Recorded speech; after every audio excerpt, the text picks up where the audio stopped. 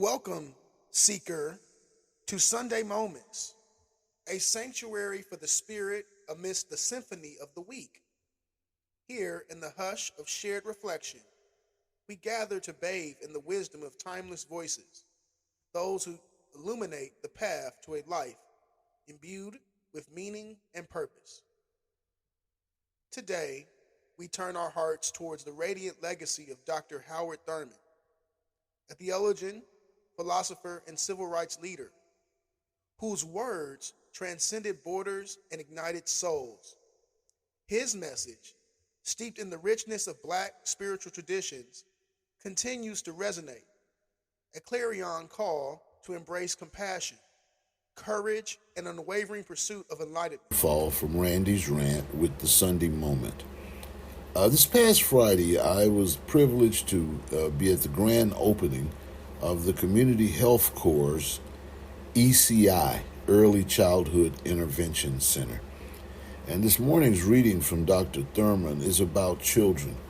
But briefly, on Friday, my oldest turned 43 years, and in February, my 38-year-old had a birthday. They're not children, but will always see them as my children with love. I hope I instill some of Dr. Thurman's wisdom in today's Sunday moment.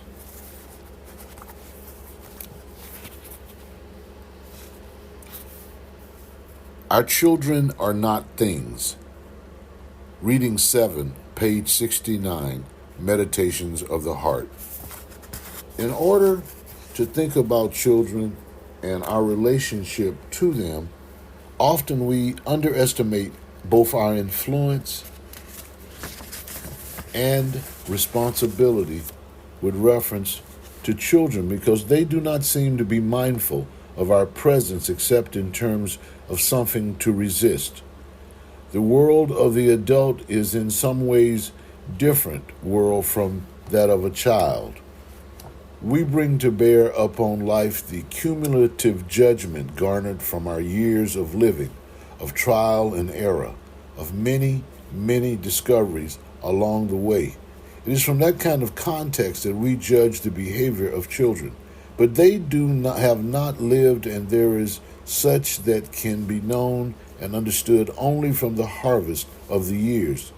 The fact should not blind us to the profound way in which we determine, even in detail, the attitudes and the very structure of the child's thought. If we are good to the child and to other people, he will get from us directly a conception of good more profound and significant than all the words we may use about goodness as an ideal. If we lose our temper and give way to hard, brittle words which we fling around and about, the child learns more profoundly and significantly than all the former teaching about self-control which may be offered him.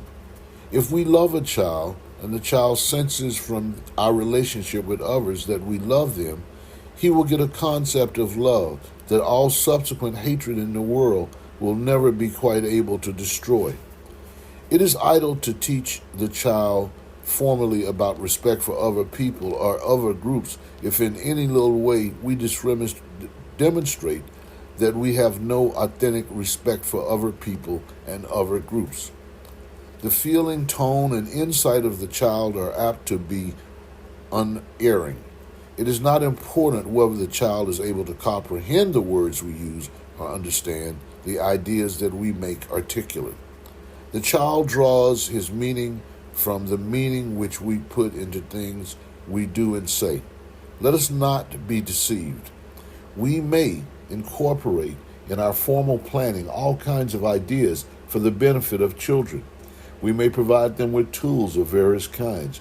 But if there is not genuineness in our climate, if in little ways we regard them as nuisances, as irritations, as things in the way of our pursuits, they will know that we do not love them and that our religion has no contagion for them.